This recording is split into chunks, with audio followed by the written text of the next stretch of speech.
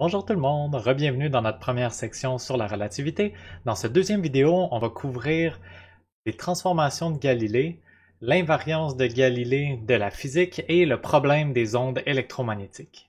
On a déjà discuté dans la première partie de la notion de référentiel puis de la notion de vitesse mesurée dans un référentiel. Donc premièrement, parlons des transformations de Galilée.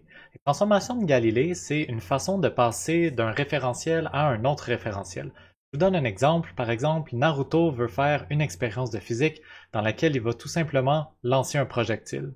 Naruto est immobile dans son propre référentiel, il va lancer son projectile puis il va simplement décrire sa trajectoire. Comme vous le savez, ça va donner une trajectoire parabolique qui dépend de la vitesse initiale en x, en y, de la position initiale et de l'accélération. On est sur Terre, donc moins 9,8 mètres par seconde carré. Mais qu'est-ce qui se passe si un autre observateur, disons Kakashi, qui est dans un référentiel différent, veut lui aussi décrire la même expérience de physique?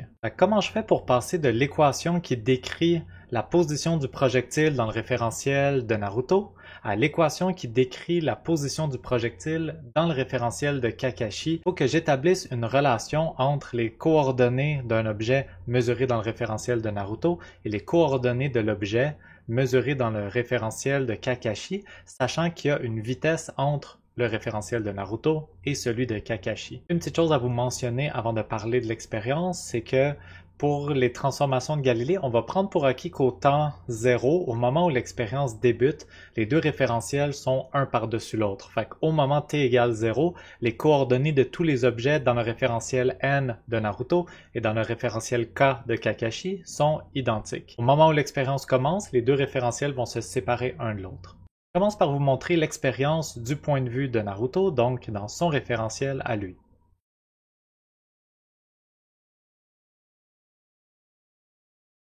Maintenant, si je répète la même expérience, mais du point de vue de Kakashi, donc dans son référentiel à lui, voici ce qui se passe.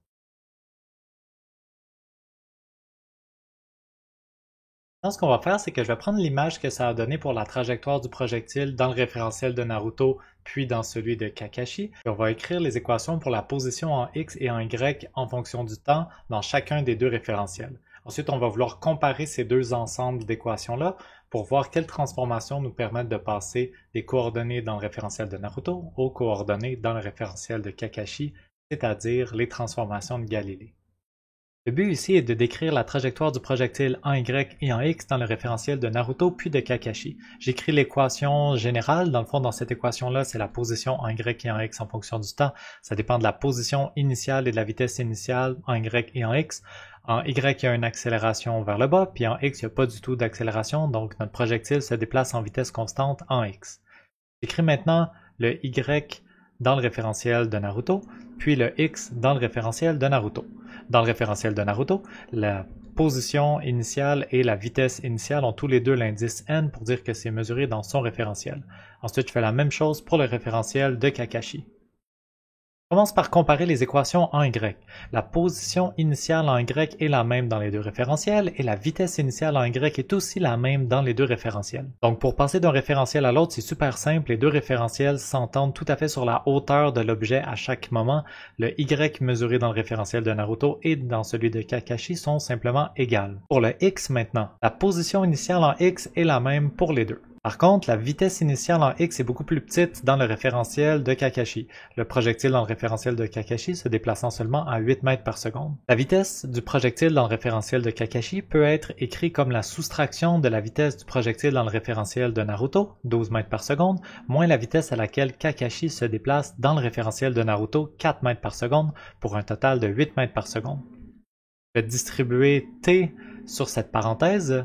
Puis je vais remarquer que toute la première partie de l'équation dans le référentiel de Kakashi est exactement identique à l'équation de X dans le référentiel de Naruto.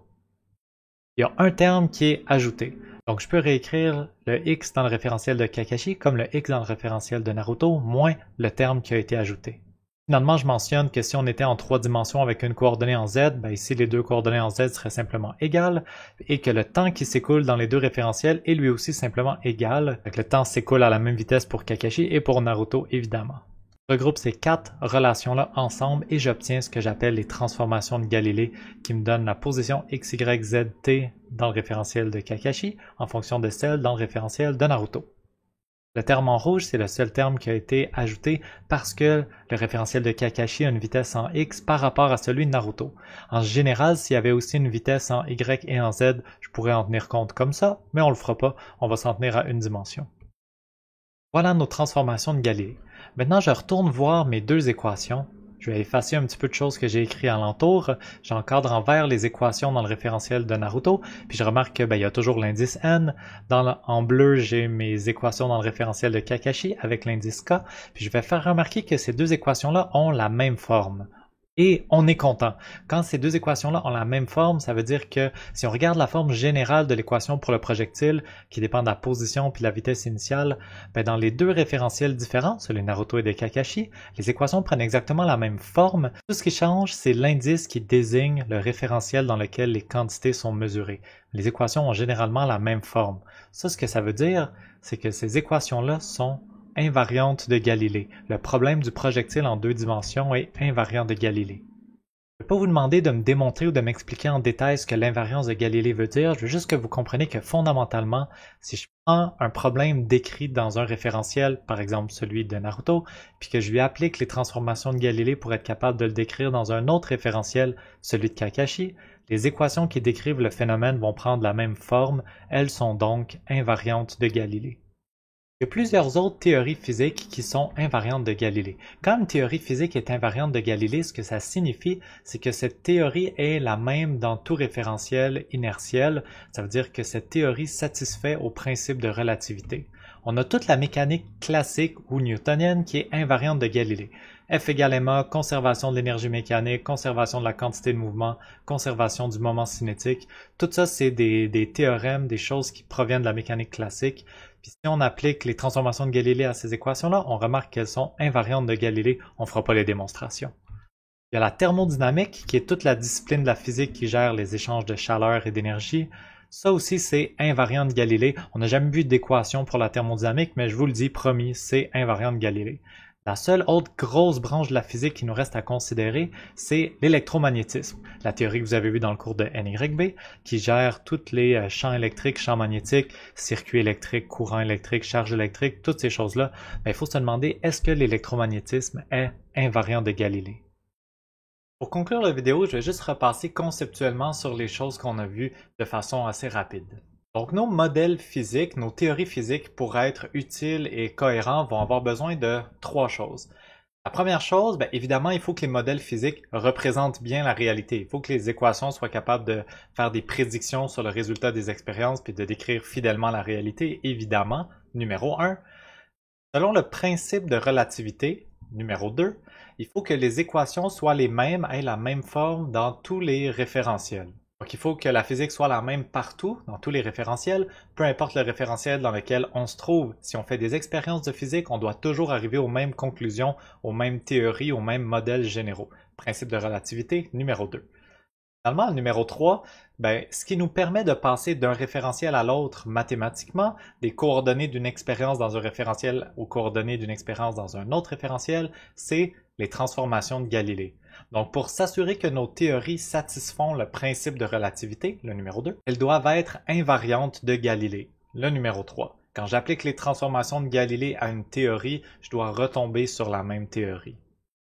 Dans le prochain et dernier vidéo de la section, ce qu'on va faire, c'est qu'on va s'intéresser au cas de l'électromagnétisme. On va voir comment l'électromagnétisme peut être utilisé pour décrire le comportement de la lumière, qui est un thème vraiment central à notre cours de physique. On va voir comment un problème avec l'électromagnétisme vient rendre nécessaire l'émergence d'une théorie physique complètement nouvelle pour décrire la réalité. On se garde ça pour la dernière vidéo, c'est fini pour tout de suite. Merci d'avoir écouté.